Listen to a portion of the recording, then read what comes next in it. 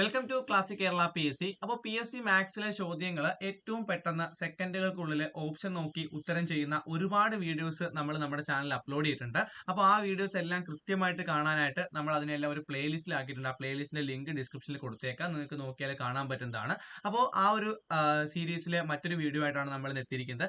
ഏറ്റവും പ്രധാനപ്പെട്ട ഒരു PSC പരീക്ഷയിലെ 10ാം ക്ലാസ് നിലവാരത്തിലുള്ള ഒരു PSC പരീക്ഷയിലെ ചോദ്യപേപ്പർ നമ്മൾ നോക്കിയിട്ട് അതിലെ ഓരോ ചോദ്യങ്ങളും ഏറ്റവും പെട്ടെന്ന് ഉത്തരം കണ്ടുപിടിക്കുന്ന ഒരു വീഡിയോ ആണ്. ഓക്കെ, അപ്പൊ നമുക്ക് പെട്ടെന്ന് തന്നെ ചോദ്യത്തിലേക്ക് കിടക്കാം.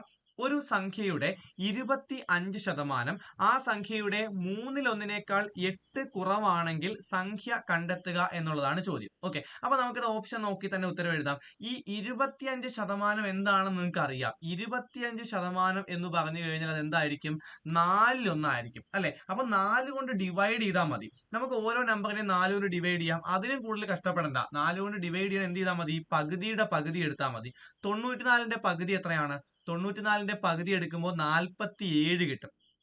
47ന്റെ പകുതി എടുക്കുമ്പോൾ നമുക്ക് പോയിന്റ് ഉള്ള നമ്പർ വരും. അതുകൊണ്ട് നമുക്ക് തൽക്കാലത്തേക്ക് വിട്ടേക്കാം, പിന്നീട് വേണമെങ്കിൽ ആലോചിക്കാം. ഇത് വരാൻ ചാൻസ് കുറവാണ്. ഓക്കെ, പോയിന്റ് ഉള്ള നമ്പർ വരാൻ ചാൻസ് കുറവാണ്. സോ നമ്മൾ അടുത്ത് എടുത്തു 96. 96ന്റെ പകുതി എത്ര? 48 വരും. 48ന്റെ പകുതി എത്ര? 24 എന്ന് പറയുന്ന നമ്പർ കിട്ടി. അപ്പോൾ ഒരു സംഖ്യയുടെ 25% ആ സംഖ്യയുടെ മൂന്നിലൊന്നിനേക്കാൾ 8 കുറവാണെന്നാണ് പറഞ്ഞത്. അപ്പൊ 96ന്റെ മൂന്നിലൊന്ന് എടുത്തു. മൂന്നിലൊന്ന് എടുക്കുക എന്ന് പറഞ്ഞാൽ 3 കൊണ്ട് ഡിവൈഡ് ചെയ്യുക. 3 കൊണ്ട് ഡിവൈഡ് ചെയ്യാൻ എളുപ്പമാണ്. ആദ്യത്തെ നമ്പറിനെ 3 ഡിവൈഡ് ചെയ്ത് എത്ര? 9ൽ 3 9 ഉണ്ട് അല്ലെ? 3 3 ഉണ്ട്. ആകെ എത്ര 3 ഉണ്ട്? 2 3 ഉണ്ട്. അപ്പൊ 32 കിട്ടി.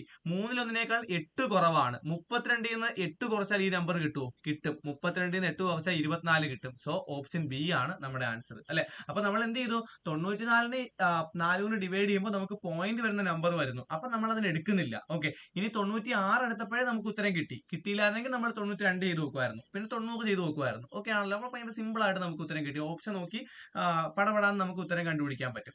ഓക്കെ, നെക്സ്റ്റ് എന്ന് പറയുന്നത് തന്നിരിക്കുന്ന പാറ്റേണിൽ നഷ്ടമായ സംഖ്യകൾ ഏവ എന്നുള്ളതാണ്. ഓക്കെ, അപ്പോൾ ഇതിനകത്ത് നമുക്ക് നോക്കിക്കഴിഞ്ഞാൽ അറിയാം 0 1. ഓക്കെ, ഇനി 1ന്റെ കൂടെ 0 കൂട്ടിക്കഴിഞ്ഞാൽ 1 കിട്ടും. 1 1 കൂട്ടിയ 2, 2 1 കൂട്ടിയ 3, 3 2 5, 5 3 8, 8 5 കൂട്ടിയതല്ലേ ഇവിടെ വരുന്നുള്ളൂ. ഓക്കെ, 8 5 കൂടി എത്രയാണ്? 13 ആണ്. 13 ഉള്ള ഒരു ഓപ്ഷനേ ഉള്ളൂ. സോ നമ്മുടെ ഉത്തരം കഴിഞ്ഞു. ഇനി നമുക്ക് വേണമെങ്കിൽ ഇവിടെ നോക്കാം.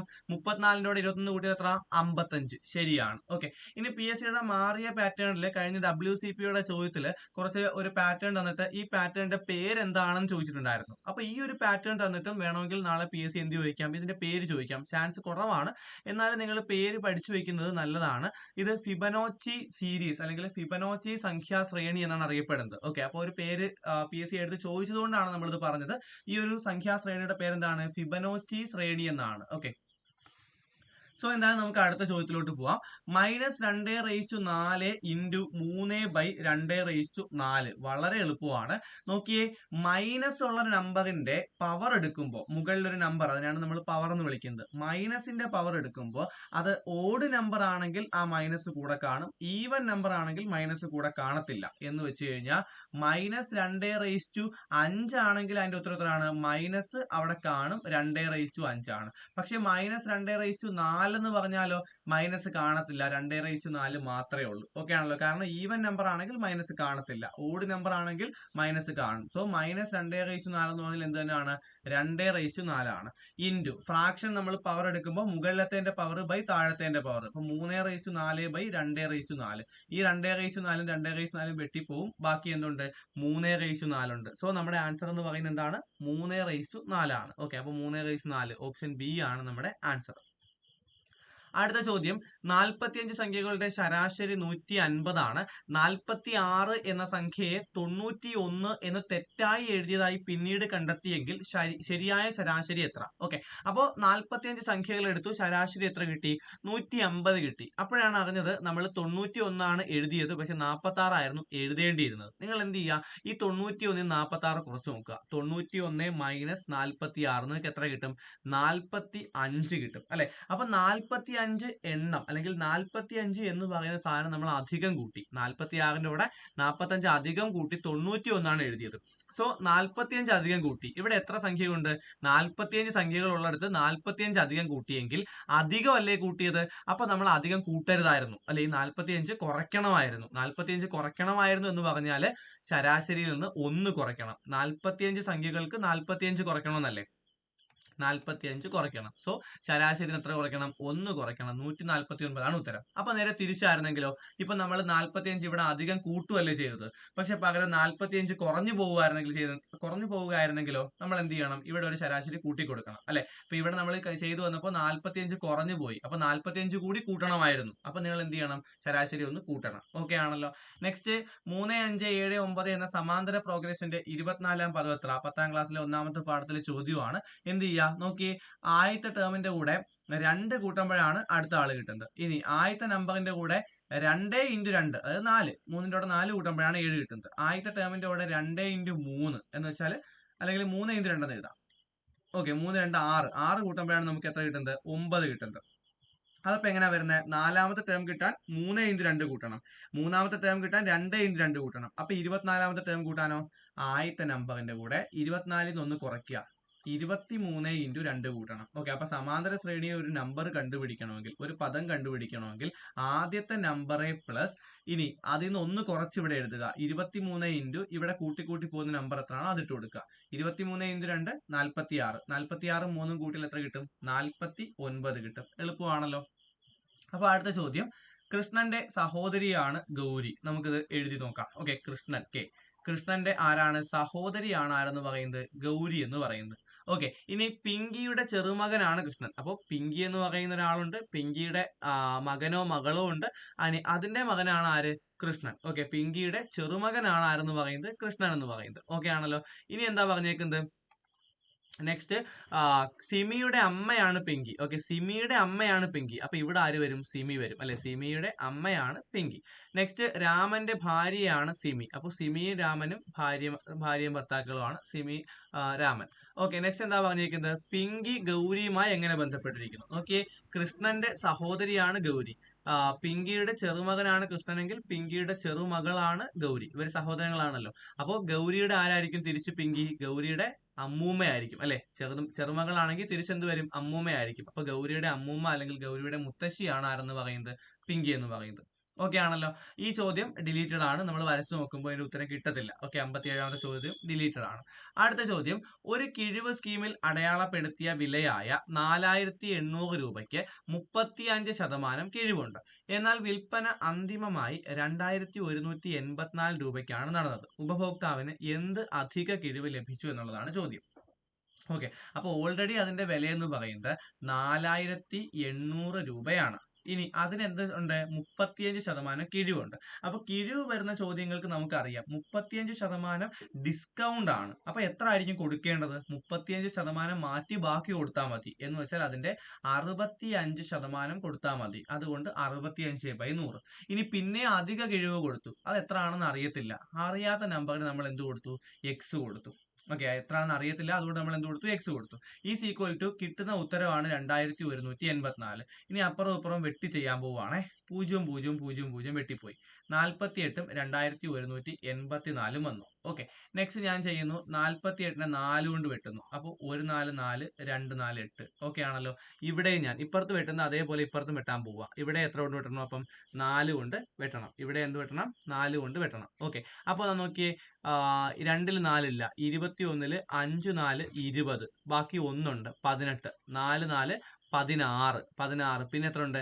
18ൽ നിന്ന് 16 പോയാൽ 2 ഉണ്ട്. ആ 2 ഇവിടെ ഉണ്ടെങ്കിൽ എത്ര ആയി? 24 ആയി. 24ൽ എത്ര 4 ഉണ്ട്? 6 4 24. അപ്പൊ കൺഫ്യൂഷൻ വരാതിരിക്കാൻ വേണ്ടി ഞാൻ ഒന്നുകൂടെ എഴുതുക. 12 × 65, ബാക്കി എല്ലാവരും വെട്ടിപ്പോയില്ലേ?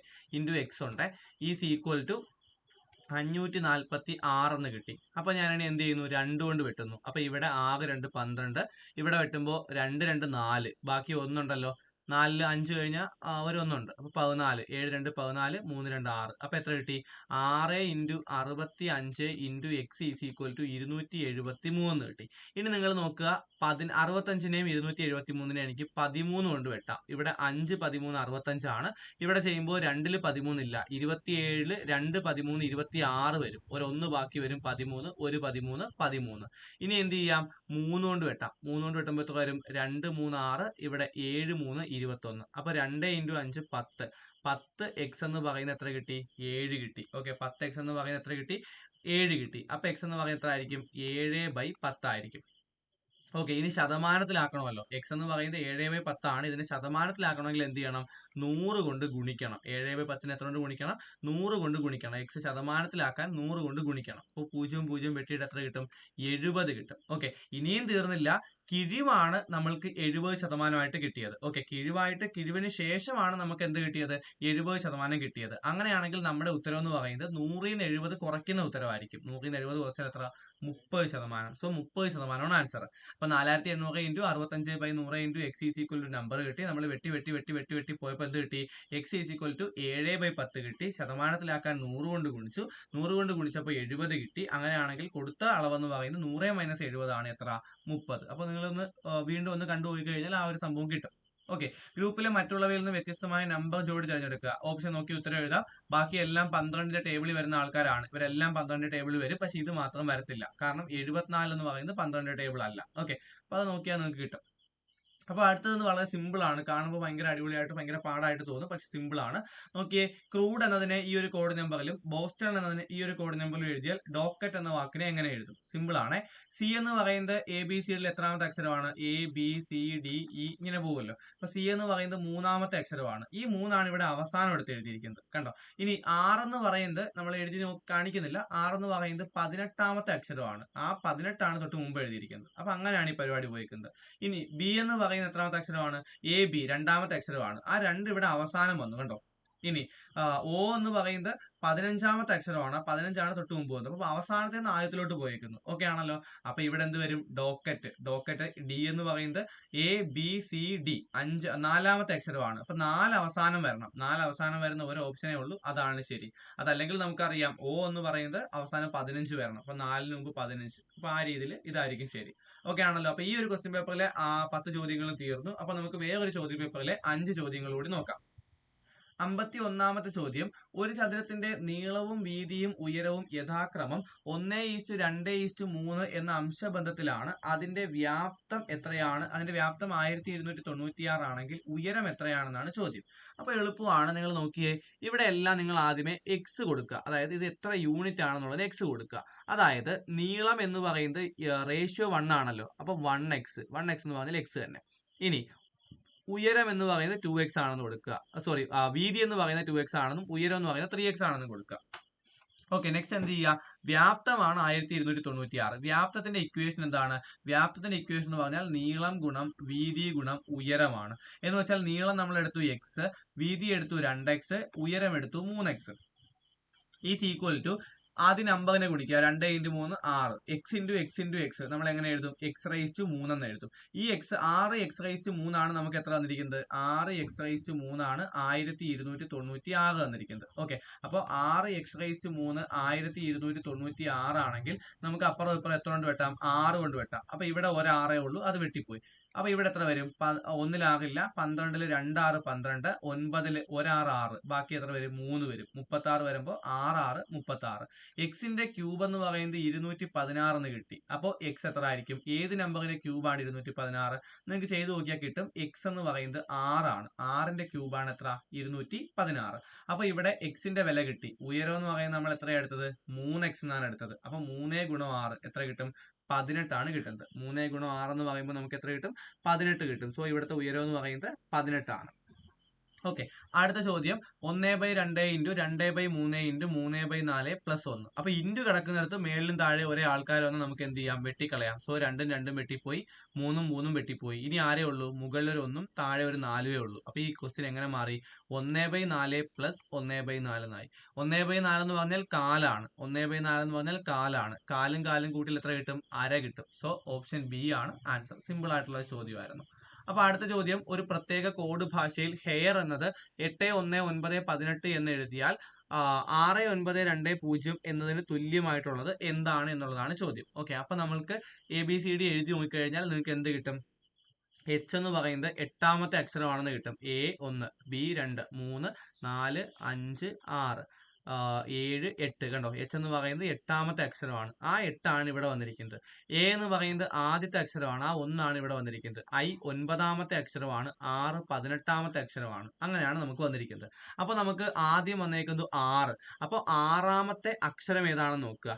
എ 1 2 3 4 5 6. 6ാമത്തെ അക്ഷരം ഏതാണ്? എഫ് ആണ് അല്ലെ. അപ്പൊ എഫിൽ തുടങ്ങുന്ന ഒറ്റ ഓപ്ഷനേ ഉള്ളൂ. അതുകൊണ്ട് ഫിറ്റ് ആയിരിക്കും ഇവിടുത്തെ ആൻസർ. ഇനി 9ാമത്തെ അക്ഷരം നമുക്കറിയാം ഐ ആണ്. 20ാമത്തെ അക്ഷരമാണ് ടി. അതുകൊണ്ടാണ് എന്ത് വരുന്നത്? ഫിറ്റ് വരുന്നത്. ഓക്കെ.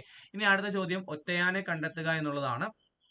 ഇതിലെല്ലാത്തിലും സാധാരണ ഒരു വലിയ നമ്പർ ഇങ്ങനെ ഒറ്റയാനെ കണ്ടെത്താൻ പറഞ്ഞു കഴിഞ്ഞാൽ നിങ്ങൾ ആദ്യം നോക്കുക അഭാജ്യ സംഖ്യകളാണോ നോക്കുക. അപ്പൊ ഇതെല്ലാം 2ന്റെ ഗുണിതങ്ങളാണ്. അപ്പൊ ഒരിക്കലും അഭാജ്യ സംഖ്യ ആയിരിക്കത്തില്ല. ഓക്കെ. ഇനി നിങ്ങൾ നോക്കുക ഒറ്റ സംഖ്യ ഇരട്ട സംഖ്യ ഉണ്ടോ നോക്കുക. നമുക്ക് നേരത്തെ കിട്ടി എല്ലാം ഇരട്ട സംഖ്യ ആയതുകൊണ്ട് ആ ഒരു സംഭവം വരത്തില്ല. പിന്നെ നിങ്ങൾ നോക്കേണ്ട ഒരു സാധനം എന്ന് പറഞ്ഞാൽ സ്ഥിരമായിട്ട് PSC ചോദിക്കുന്നത് ഈ ഒരു പാറ്റേണിലാണ്. ഒന്നുകിൽ അഭാജ്യ സംഖ്യയായിരിക്കും, അല്ലെങ്കിൽ ഒറ്റ സംഖ്യയോ ഇരട്ട സംഖ്യയോ ആയിരിക്കും. അതും അല്ലെങ്കിൽ സ്ഥിരമായിട്ട് വരുന്നതാണ് 3ന്റെ ഗുണിതങ്ങൾ. 3ന്റെ ഗുണിതമാണോ അല്ലയോ നമ്മൾ എങ്ങനെയാണ് നോക്കുന്നത്? 3ന്റെ ഗുണിതമാണോ എന്ന് അറിയാൻ ഈ അക്കങ്ങൾ കൂട്ടുമ്പോൾ 3ന്റെ ഗുണിതമായാൽ മതി. 8 1 എത്ര? 9. 9 3ന്റെ ഗുണിതമാണല്ലോ. ശരി, പറ്റും. ഇനി 4 1 5, 5 6 11. 11 3ന്റെ ഗുണിതമാണോ? അല്ല. അപ്പൊ ഇത് പറ്റത്തില്ല. 8 1 9. 9 3ന്റെ ഗുണിതമാണ്. പറ്റും. 9 0 9. അപ്പോഴും 3ന്റെ ഗുണിതമാണ്. പറ്റും. 146 മാത്രം പറ്റത്തില്ല. സോ ആൻസർ എന്ന് പറയുന്നത് 146 ആണ്. ഓക്കെ ആണല്ലോ. അടുത്ത ചോദ്യം, ആദ്യത്തെ 100 എണ്ണൽ സംഖ്യകളുടെ തുക എത്രയാണ്? നമ്മൾ ഒരുപാട് വീഡിയോയിൽ ഈ ചോദ്യത്തിന് ഉത്തരം പറഞ്ഞിട്ടുണ്ട്. ആദ്യത്തെ 100 എണ്ണൽ സംഖ്യകളുടെ തുക എന്ന് പറയുമ്പോൾ 100 ഇൻറ്റു തൊട്ട് അടുത്ത നമ്പർ എത്ര? 101 ഡിവൈഡഡ് ബൈ 2 ചെയ്താൽ മതി. ഇനി 100നെ 2നെ വെട്ടിക്കളയേണ്ട നമുക്ക് എത്ര എഴുതാം? 50 എന്ന് എഴുതാം. 101 ഇൻറ്റു 50 എങ്ങനെ എളുപ്പത്തിൽ ചെയ്യാം? 101 ഇൻറ്റു 5 ചെയ്യുക. 1 5 5 0 1 5 5. ഇനി അതിന്റെ കൂടെ 50 ആയതുകൊണ്ട് ഒരു 0 ഇട്ട് കൊടുക്കുമ്പോൾ എത്ര കിട്ടും? 5050 കിട്ടും. ഓപ്ഷൻ ഡി ആണ് ഉത്തരം.